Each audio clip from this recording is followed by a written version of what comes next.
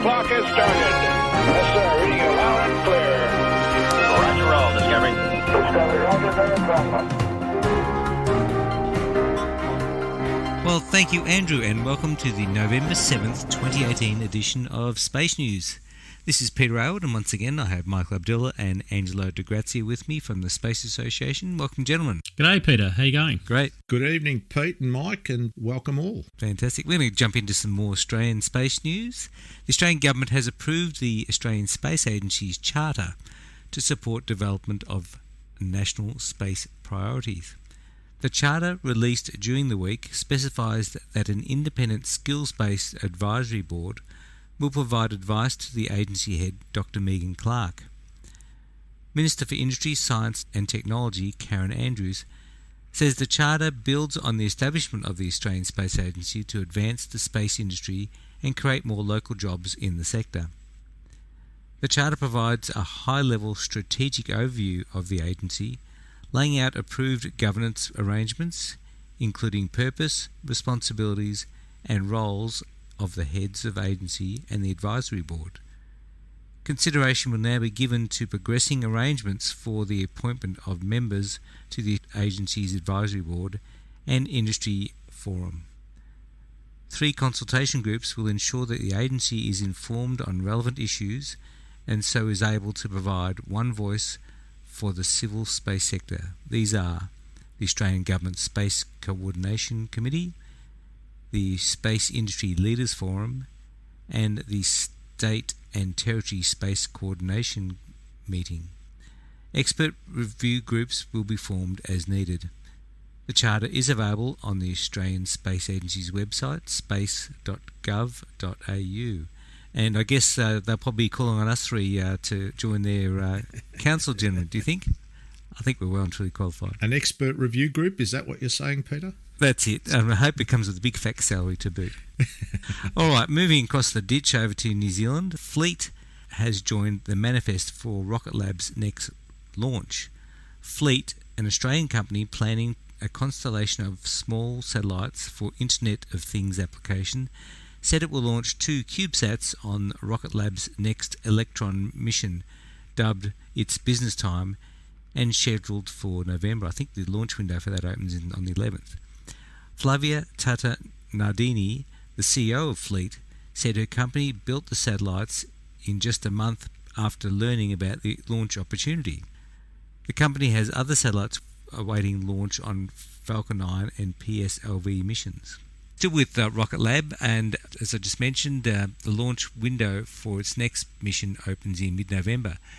The company announced last week that the launch window will open its 9-day launch window from November the 11th in New Zealand. The launch, dubbed its business time, was scheduled for April, but delayed because of technical issues that reappeared during a June launch attempt. The company has since fixed the component that caused this problem and hopes that this launch will mark the beginning of a transition to high-frequency launch operations. Well, we're all hoping that. Mike, what's happening over at Kepler? Well, Kepler, NASA's planet-hunting spacecraft, has ended operations after running out of fuel. NASA announced last week that the spacecraft would no longer be able to perform science observations after exhausting the last of the hydrazine fuel used for attitude control. Final commands to decommission the spacecraft will be executed in the next week or 2. The spacecraft, launched in 2009, changed astronomers' views on the abundance of planets after discovering several thousand exoplanets. Astronomers now believe that planets, including small rocky worlds the size of the Earth, are commonplace around stars. We should say, Mike, that TESS has actually replaced that particular spacecraft, which means there'll be continuing ongoing discoveries made. So that's a good thing. NASA also announced last week that the Dawn mission to the asteroid belt has also come to an end. The agency said the spacecraft failed to make contact with the Earth as planned, leading controllers to conclude that the spacecraft had run out of hydrazine needed for attitude control. Dawn was running low on hydrazine, and mission officials expected it to run out of fuel this northern autumn. Dawn was launched in 2007 and went into orbit around Vesta and later Ceres, where the spacecraft remains today. The end of Dawn comes 2 days after NASA announced the end of the Kepler spacecraft operations. Meanwhile, NASA will extend efforts to revive the Silent Mars rover opportunity. JPL announced last week that it will extend an active listening campaign where it transmits commands to the rover and listens for any response. Earlier plans called for that effort, which started on September the 11th, to end in 45 days, and as we reported on last week's Space News, NASA officials said recently that it would continue for 1 or 2 more weeks. That effort will now extend to at least January next year in the hopes that changing weather patterns in the coming weeks will produce winds that could blow off any dust that has accumulated on the rover's solar panels during a storm this summer. You will recall that NASA has not heard from Opportunity since early June, when the dust storm flared up.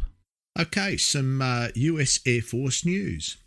The US Air Force has had initial discussions with companies about using launch vehicles for the rapid transport of cargo. Wow, how amazing is that? General Marianne Miller, the commander of the Air Force Materiel Command, said at a conference recently that she had talked with SpaceX and others about the ability to use rockets for moving cargo through space. She added these decisions were still preliminary and that the Air Force had committed no funds to exploring those concepts in more detail. Appearing at the conference with Miller was Richard Branson, whose Virgin Orbit was among the companies the Air Force had talked to. Okay, moving across to Russia.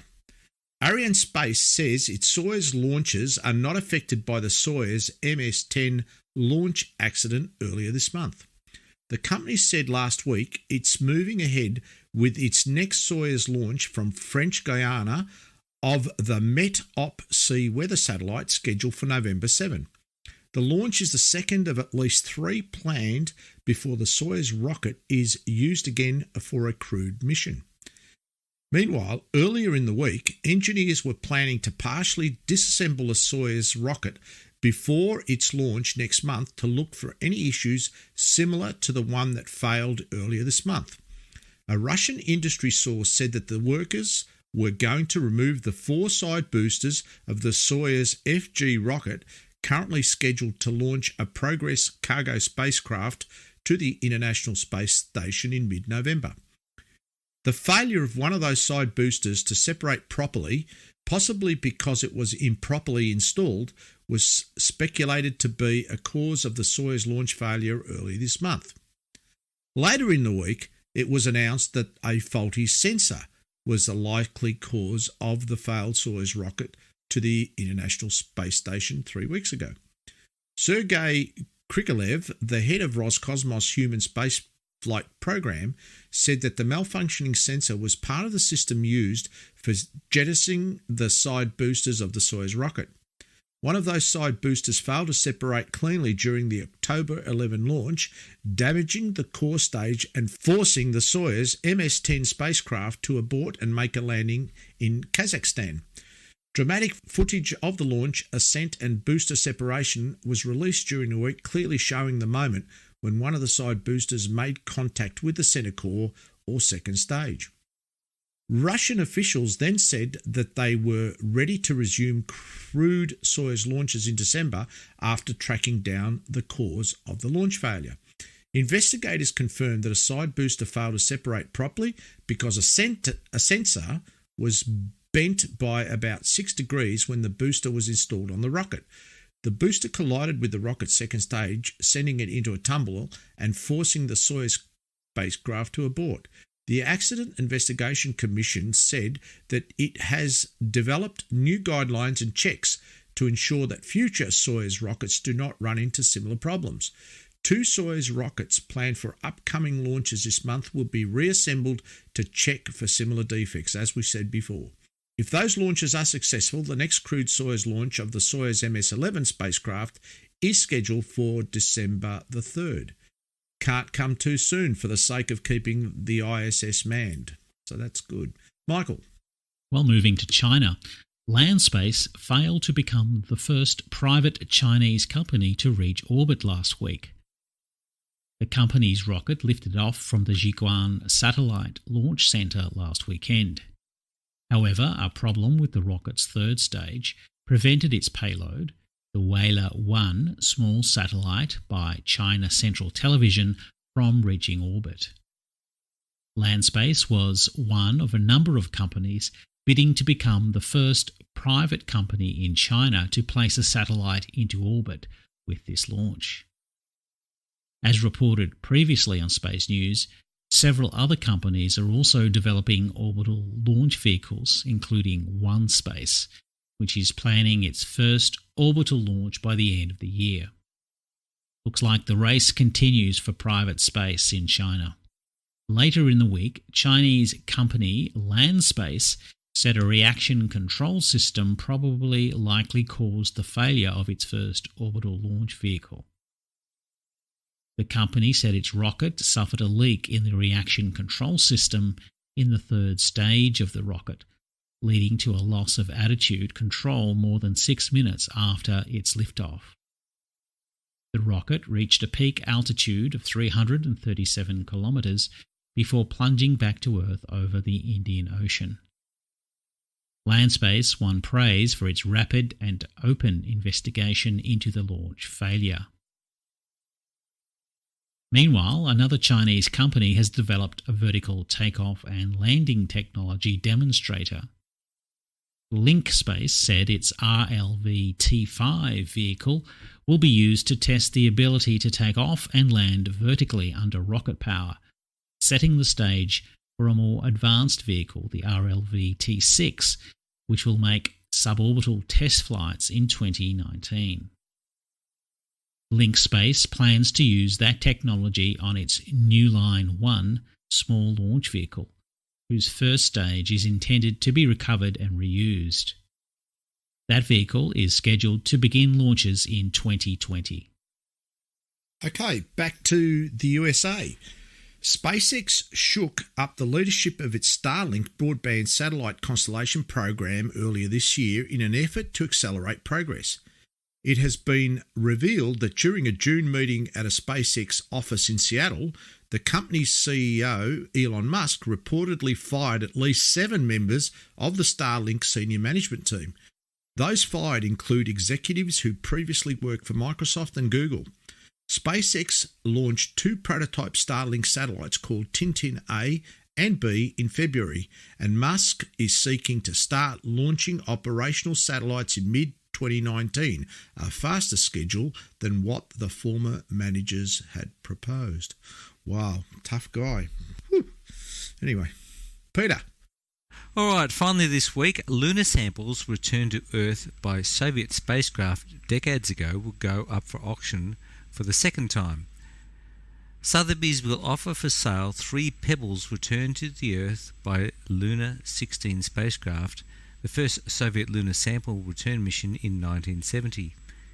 The samples were presented to Nina Ivanova Korolyova, widow of Soviet rocket designer Sergei Korolev, and sold in a 1993 auction for more than $440,000. The samples are expected to fetch between $700,000 and $1 million at the new auction, which is scheduled for the November 29. So get your rubles together, gents, and we'll get some moon pebbles. Wouldn't that be good for your collection, Pete? Exactly. Fantastic.